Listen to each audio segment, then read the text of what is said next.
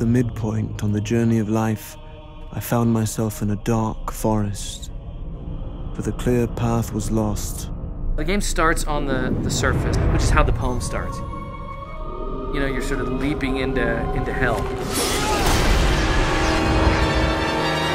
When you jump through that door to follow the devil and your fiance's soul down into the depths of hell, that's the moment where our Alice jumps through the rabbit hole. Whoa, this is unlike anything on Earth, right? It's hell.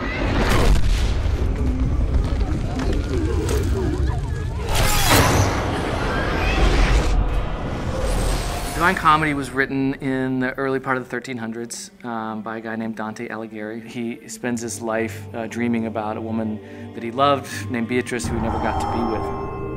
He writes this poem, which is basically about his journey through the afterlife to get to her. So the number one thing that Dante Alighieri is remembered for is creating that typical view of hell, the medieval vision that has lasted throughout the ages. Dante essentially introduces the concept of the 9 circles of hell. I mean, it lays it out level by level, you know, the punishments of hell and where each sinner goes in hell in these different circles. He's literally like laying out a map of hell. The poem itself was disturbing, and it describes the different rings of hell and all this anguish and suffering.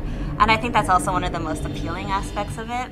I read the poem and thought right away, like, that's a video game. We can make a video game out of that. Go to hell, that's our game. Simple and it's to the point. Face the ultimate boss, which is Lucifer himself. Once you hear the pitch about what the fiction is going to be, it just instantly makes sense. One of the most important things for us was to literally follow the map of hell that Dante wrote so clearly in the poem. We're not going to create a circle called jealousy or shoplifting. Yeah? We're going to go with the circles that are actually in the poem. The things in the Inferno that we knew we couldn't change, I mean, definitely the rings of hell, and also like the major characters. Of course, each piece we sort of interpret a little bit differently. The character that you play in the game is a reimagination of the original Dante, and he's fighting for love. Lucifer has taken his love, Beatrice, into hell, and he actually fights death, and he actually defeats death and takes death's scythe. And he says, you know, I'm gonna take this thing, I'm gonna go into hell, I'm gonna get her.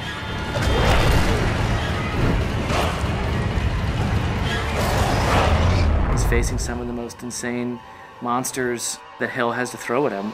He's got to be kind of an over-the-top action hero.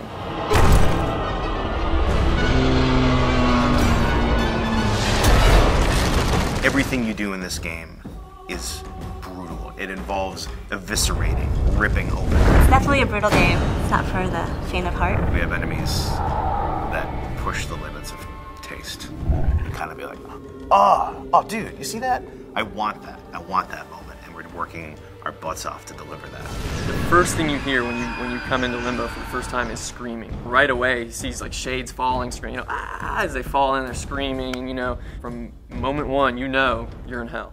People are being vomited into hell. Masses of people huddled together, naked and scared, cold and huddled. Oh, the humanity. And then Big Minos is gonna judge you at the end. It's bad. It only gets worse from there. You know, it's all downhill from there. It's going to get much crazier as you descend. It's just going to get really dark very quickly once you pass Minos. This is hell proper. Here we go.